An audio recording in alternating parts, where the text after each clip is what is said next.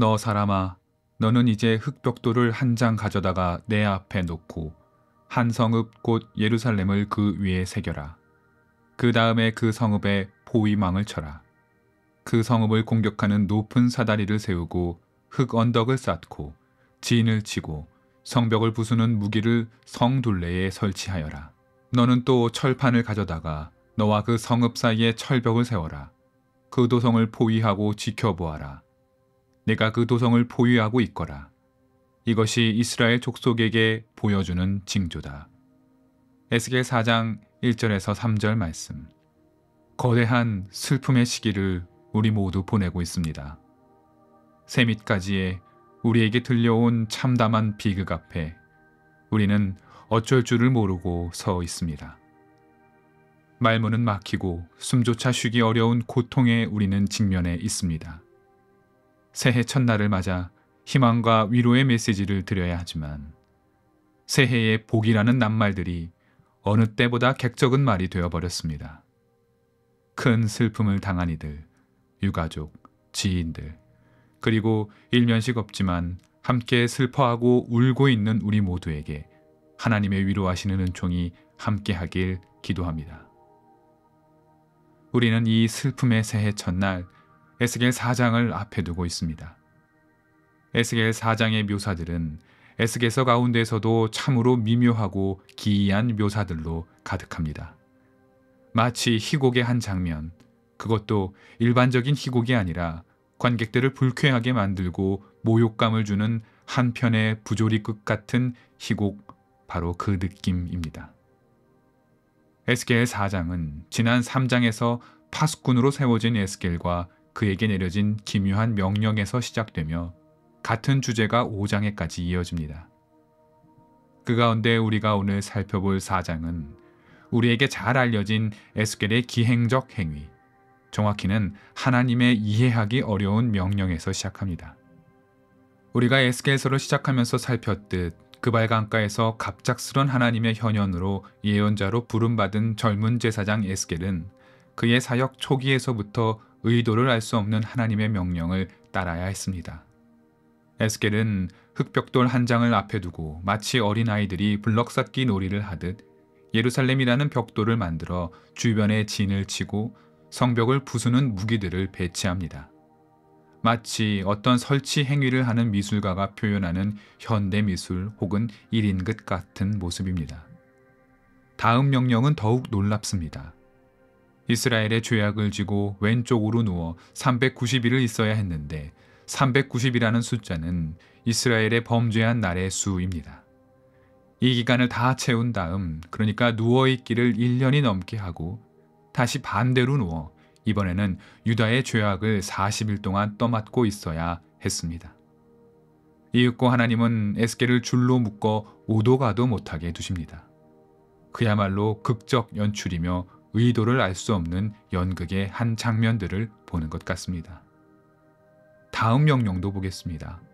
하나님은 극소량의 물과 음식만을 먹으며 다시 390일을 살게 합니다.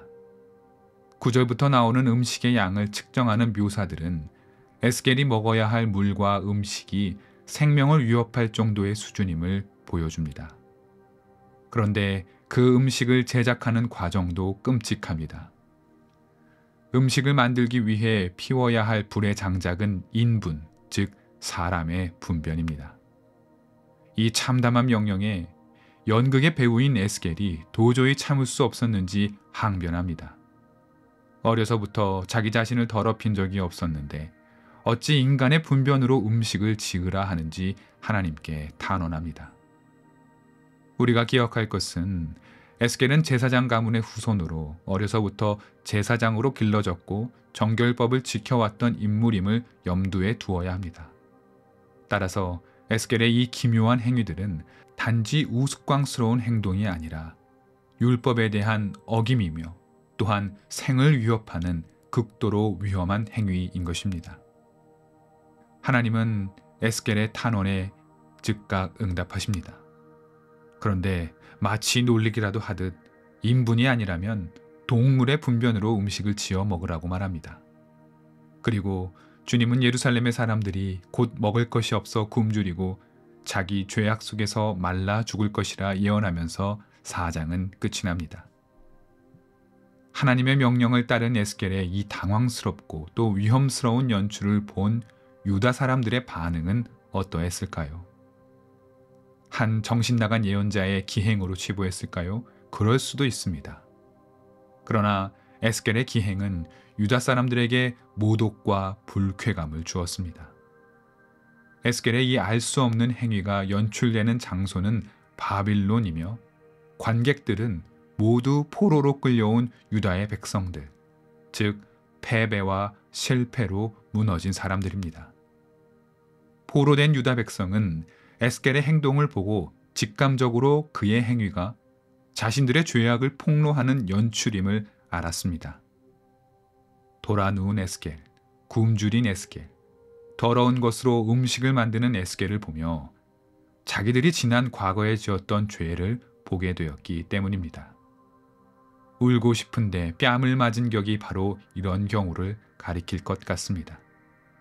오랜 포로 생활로 낙담해 있고 언제 돌아갈지 기약이 없으며 서슬퍼런 제국의 감시와 압제 아래 제 목소리조차 내지 못하는 상황에서 하나님의 예언자라 부름받은 자의 저 모욕적인 행위를 보고 있자니 부하가 치밀고 분노로 욕지기가 나올 것 같은 상황이 바로 오늘 본문 속의 포로 유다 백성들의 자리입니다. 에스겔 4장이 연극이라면 지독히도 부조리하며 불쾌한 관객 모독적 극임에 분명합니다. 그러나 여기에서 우리는 하나님의 뜻을 생각해야 합니다. 하나님은 어찌하여 자기의 예언자 에스겔에게 이토록 기이하고 난해하며 또 위험스러운 행동을 지시하셨을까? 이 연극같이 연출된 이 장면을 백성들이 보면 얼마나 괴로울까?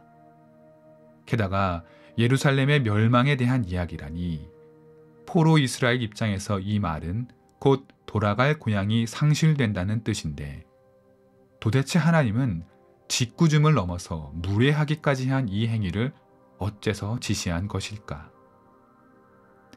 에스겔의 기행에 불쾌감과 분노를 느끼는 이유는 에스겔의 행위를 자기 바깥의 대상으로 여기기 때문입니다. 저 괴이한 행동 안에서 내 모습을 보지 못하기 때문인 것입니다. 하나님은 에스겔을 통해 선보이는 이 부조리한 연극적 상황에서 관객의 위치에 있는 유다의 백성들을 향해 다그치고 있습니다. 하나님은 관객으로 앉아서 불쾌감을 느끼며 저 에스겔의 행동이 나와는 별개라고 선을 긋고 있는 이들에게 관객으로 있지 말고 에스겔의 심정 안으로 들어오라고 말씀하고 계십니다. 에스겔의 기행과 고통을 구경하는 위치에 있지 말고 안으로 들어와 함께 느껴보라는 연극적 초대를 하고 계신 것입니다.